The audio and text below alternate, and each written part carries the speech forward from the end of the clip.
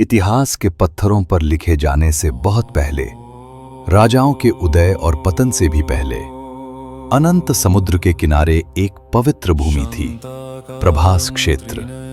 यहाँ लहरें मंत्रों की तरह गूंजती थीं और समय स्वयं श्रद्धा में ठहर सा जाता था। कहा जाता है, यहीं भगवान शिव ने स्वयं को सोमनाथ के रूप में प्रकट किया, चंद्रमा के स्वामी, प्रथम ज्योतिर्लिंग, दिव्य प्रकाश का शाश्वत स्तंभ। प्राचीन काल में चंद्रदेव का वैभव अद्भुत था। उनका सौंदर्य, उनका प्रकाश सबको मोहित करता था। उन्होंने दक्ष प्रजापति की 27 कन्याओं से विवाह किया, पर उनका मन केवल एक में रमा रहा, रोहिणी। इस पक्षपात ने अन्य पत्नियों के हृदय को आहत किया और दक्ष का क्रोध प्रचंड हो उठा। उन्होंने शाप दिया, तुम्हारा तेज क्षीण हो जाए, तुम्हारी आभा नष्ट हो जाए। शाप फलित हुआ। चंद्रमा का प्रकाश मध्यम पड़ने लगा, रातें अंधकारमय हो गईं, ज्वार भाटा डगमगा गया, सृष्टि संतुलन खोने लगी। लज्जित, टूटे हुए चंद्रदेव भटकते भटकते प्रभास तट पर पहुंचे। वहीं खुले आकाश के नीचे उन्होंने स्वयं को शिव के चरणों में समर्पित कर दिया।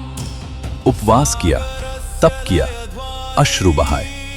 तपस्या से प्रसन्न होकर भगवान शिव प्रकट हुए, क्रोध में नहीं, करुणा में। शिव बोले, शाप को मिटाया नहीं जा सकता, पर संतुलन अवश्य लौटाया जा सकता है।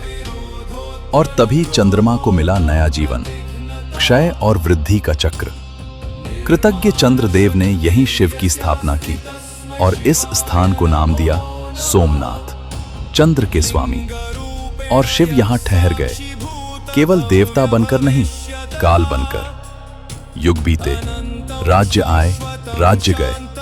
सोमनाथ एक भव्य मंदिर के रूप में उभरा। स्वर्ण शिखर, गूंजते वेद मंत्र, दिन रात जलते दीप।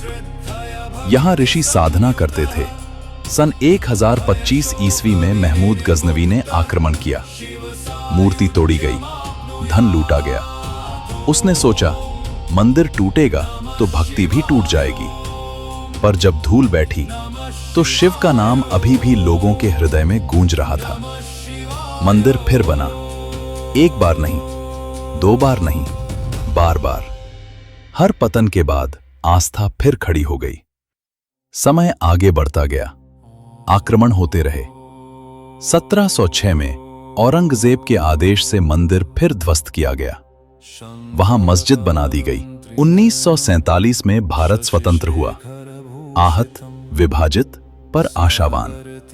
सोमनाथ के खंडहरों के सामने खड़े थे सरदार वल्लभ भाई पटेल। उन्होंने मलबा नहीं देखा, उन्होंने संकल्प देखा।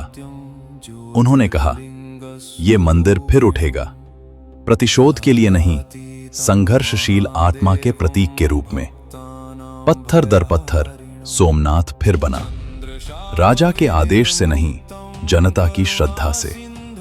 1951 में भारत के प्रथम राष्ट्रपति डॉक्टर राजेंद्र प्रसाद ने मंदिर का उद्घाटन किया। उन्होंने कहा, निर्माण की शक्ति विनाश की शक्ति से कहीं अधिक होती है। घंटियां फिर बजीं, दीप फिर जले। शिव लौटे नहीं, क्योंकि वे कभी गए ही नहीं थे। आज सोमनाथ अरब सागर की ओर मुख किए खड़ा है, अडिग, अडर। पीछे है संघर्षों से भरा इतिहास, सामने है अनंतता।